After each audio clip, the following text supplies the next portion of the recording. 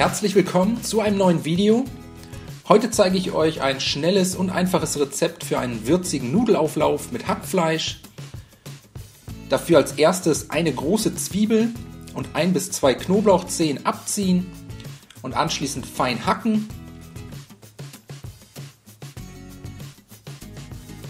Als nächstes einen großen Topf mit reichlich Salzwasser erhitzen. Sobald das Wasser kocht, 500 Gramm Nudeln in den Topf geben. Ich habe mich hier für Fusilli bzw. Spirelli-Nudeln entschieden und dann für ca. 6 bis 7 Minuten oder nach Packungsanweisung bissfest garen.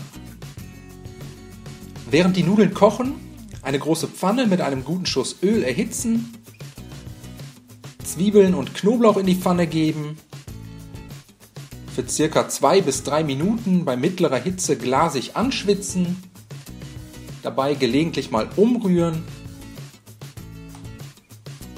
und sobald die Zwiebeln glasig sind, 500 Gramm Hackfleisch, halb Rind, halb Schwein dazugeben und für weitere 2 bis 3 Minuten krümelig anbraten.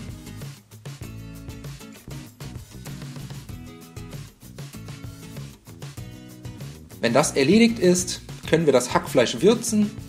Hier einen Teelöffel Kumin, Paprikapulver edelsüß und Kurkuma. Außerdem eine gute Prise Salz, Zucker und Pfeffer. Alles einmal gut umrühren.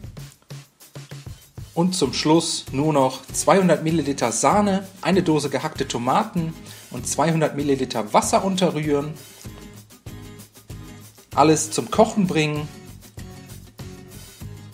Und währenddessen die Nudeln nach der Garzeit über einem Nudelsieb abgießen, etwas abtropfen lassen und dann zur Hackfleischsoße geben.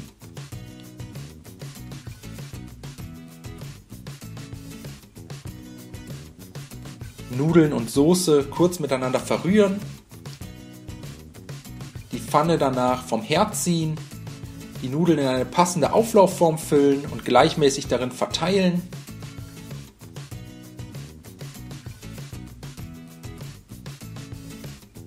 Und zum Schluss den Auflauf mit 150 Gramm geriebenem Käse bestreuen und danach im vorgeheizten Backofen bei 200 Grad Ober-Unterhitze für etwa 20 bis 25 Minuten überbacken.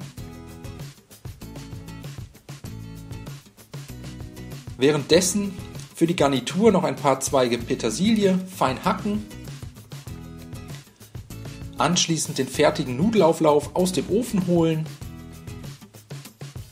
auf Tellern anrichten und mit der gehackten Petersilie garniert servieren.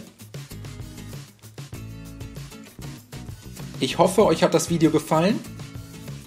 Ich wünsche euch einen guten Appetit.